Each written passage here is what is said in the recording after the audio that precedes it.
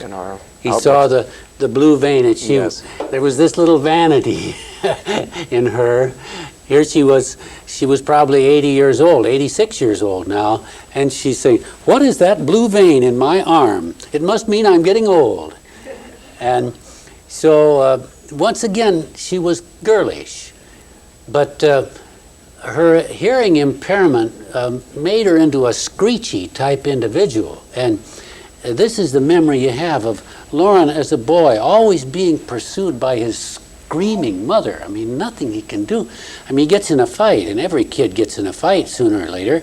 And here's this big neighbor. I'm so proud of him. Here he's this big bully who controls the whole neighborhood. You know, everyone. I remember one like that when I was a kid in Boone.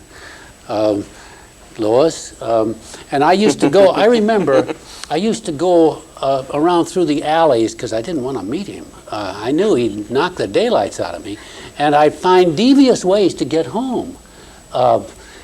Well, now here's Eiseley doing the same thing. I mean, he's found the secret alleys to get home. We used to go home for lunch, see, at the noon hour. We have a whole hour. Why not go home? And here I read Eiseley doing the same thing to get away from the bully. But one day he can't get away from him. There he is standing at the end of the alley, and so the bully commands Loren to kneel out of deference to authority. And Loren, all of a sudden, this hot wire, you know, that was burning when he was on the railway flat car, is burning now. And instead of kneeling, he lets him have it. I mean, he socks it to him. And the bully realizes he's got something on his hands. And instead of kneeling before the bully, Eiseley gives him a run for his money. And finally, it's the neighborhood bully who disappears. Yeah, how much are you, it's a question, how much are you willing to give up? You realize that this unequal opponent to you, you can't just give him a thrashing. You're going to almost have to kill this opponent. Yeah. And how important is it to you to destroy him in order to maintain your control over him? Yeah. And I think the bully finally decides it's not worth the effort. Yeah. And finally leaves. But the thing that's interesting is he goes home, isn't it? Yeah. And instead of showing his mother, I was able to stop the neighborhood bully, or I've got blood coming down, streaking down my face. Please, I need sympathy. I need your love. I need the bosom of your compassion. He slinks off He slinks off because his mother screeches at him. What have you been doing? I mean, you know, that's. You know, she should have been able to give him a little compassion. The kid, I mean to say, he has won a big battle for a kid. And what happens? He comes home and his mother screeches at him. So you see this, there are reasons for these emotional dynamics and these behavior patterns and this tendency towards self-pity and paranoia.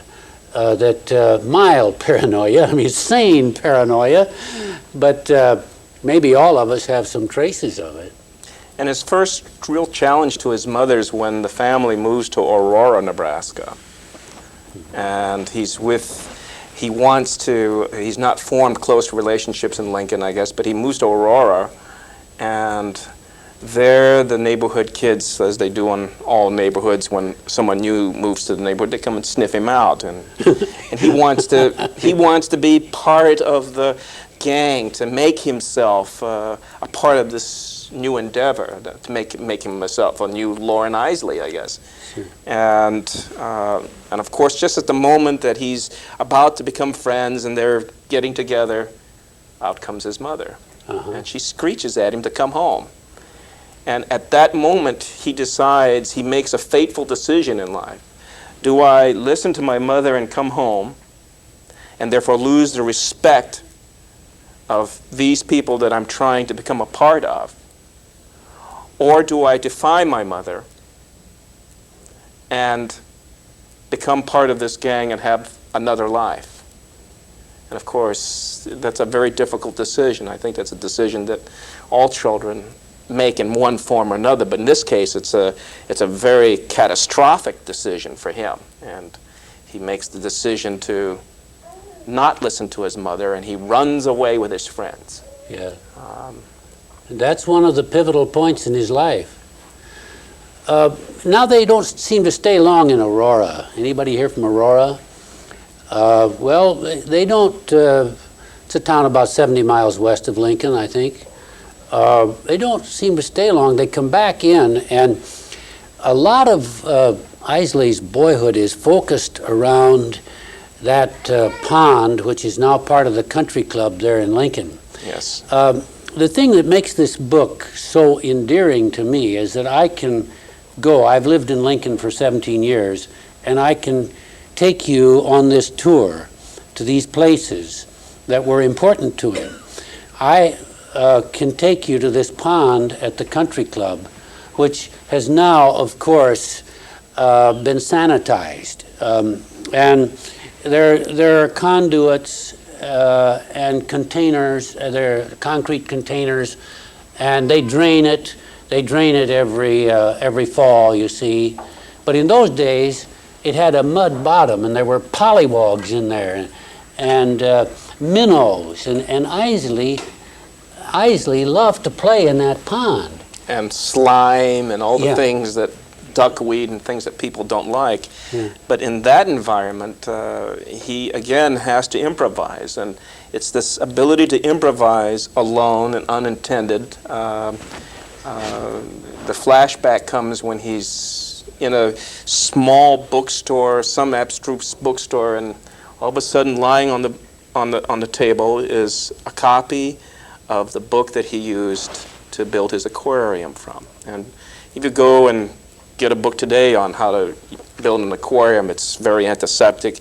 You go to a dealer, you buy a 16-gallon, 10-gallon, 5-gallon aquarium, you put certain kind of rocks in it, you buy plastic plants, you put a fake picture of plants or dancing fish behind, and you buy your little fish. Mm-hmm. And his was, no, you go and find pieces of glass, you get wood, cut it in the corners, apply tar along the edges, get the base ready, and you build your aquarium. And instead of going to your local fish store, you go to find a pond. And he goes to find this pond in the dead of winter. And it's obviously this pond that you're familiar with. And he's Darrel. skating on the pond, and he falls through, and then he goes home, and he gets screeched at by his mother. And he has this friend, Jimmy Dawes, Yes. and there is another sad story. He calls Jimmy his frog child friend. They catch frogs and toads and tadpoles and minnows in that pond. I've been in that pond. I'll tell you, I'll disclose to you a secret. I used to go down there at night and go wading and swimming in that pond, and I'd fill my swimming trunks with golf balls. And that was it was after it was a good place to find golf balls, good golf balls. And I didn't advertise that around, but I know that pond well. I've been in that pond. It's like that line, I knew that pond. That pond is a friend of mine. And that pond today is not the same pond. It's got a concrete bottom. It's super sanitized. But anyway, he loves that pond, and Jimmy Dawes is his frog child friend. And they collect these things together and put them in Loren's aquarium, and now they grow up and they graduate from Irving Junior High School, and now they're going to Lincoln High. At that time, Lincoln High was the second largest high school in the state, including Omaha high schools. And so now the two of them are promoted to Lincoln High, Jimmy Dawes and Loren Eiseley, and what happens? It's what happens to so many of us. You have these people that you are the closest friends with, and at some point in life, they suddenly cease to exist for you. And if it's happened to you, you don't understand why. This bosom buddy has suddenly changed to someone you shared secrets with, someone that you gave him your tadpole to or whatever, and now It's like there's a wall that's been built up. And it turns out Jimmy Dawes is from the right side of the tracks, a well-to-do Lincoln family, a prominent businessman, as I recall, and he's felt, well, my son it's good to have this fun when you're young, but now it's time, son, for you to get serious with life. And one of the things as you get serious about life is that some of your friends from childhood, you have to begin to jettison them like so much excess baggage. And Loren at first doesn't understand this. And it's interesting, the letter he receives many years later when he's now the Loren Eiseley, who happened to have been born in Nebraska. Now he's well known, and now he receives a letter from Jimmy Dawes. Yeah. And what does Loren do with that? And how does he react to that? That is a really poignant moment. What would you have done? Now, this kid, his daddy has said, now you must move on and get better friends. And so Jimmy drops him, just like that. And now he's published an article in Atlantic Magazine. And of course, Jimmy takes Atlantic Magazine. That is a very Only respectable magazine. The finest families Yeah. subscribe to Atlantic Magazine. So Jimmy, wherever he is, writes to Loren. And here's one point where I'm pulling for Loren to do the mature thing. Write to him. Call him. He actually goes into the phone booth. He gets his number, but he doesn't have the nerve to dial the number and make the call. That's where I see his mother's influence. If he had been responding with maturity, he would have forgiven his I mean, if you start counting up the indignities we inflict upon each other in childhood, I mean, you think about all the slings and arrows of outrageous fortune that you suffered, all the nicknames they called you, for example, and all the indignities you suffered as a kid. We've got to grow up where we can forgive those things, but Eiseley couldn't, and that's part of the tragedy. The tragic element is never far away. Another thing, being that I couldn't get over, was his attachment to animals. You notice how he seems to relate better to animals than to human beings? Yeah, that's very true. One postscript to that, he does hold on to this letter for 30 years. Oh, as part of his archives.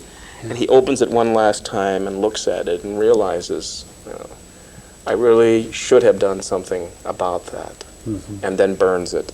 And he burns the letter. And he does burn the letter. Yeah. Yes, these are, for the most part, fairly delightful sequences, except for the mongrel dog in his hobo days. Mm. I particularly like the many of us are cat lovers, and they're very, number one, the people who look at cats will say, well, they're solitary animals, they're loners, and in this particular environment, there's a family of several cats in this house that he's at, and most of them go their own way. Some are showy. Each has a special characteristic, but there's one cat who has made it a lifetime habit of not being seen, not being heard, being like a ghost, always at the periphery, at the boundaries of this family of cats. And one night, and this is to give you an idea of Loren Eiseley in later life when he becomes a teacher and a well-known lecturer. They're at the fireplace and the cat's on the mantelpiece, and it begins to, I don't recall the exact thing, they're singing something or they're having a good time, and so the cat comes out on the mantelpiece and bows 3 times. Mm-hmm. And then they all clap. Yeah. Wonderful! And the cat realizes, oh, I'm somebody. I've done something great and marvelous. And suddenly the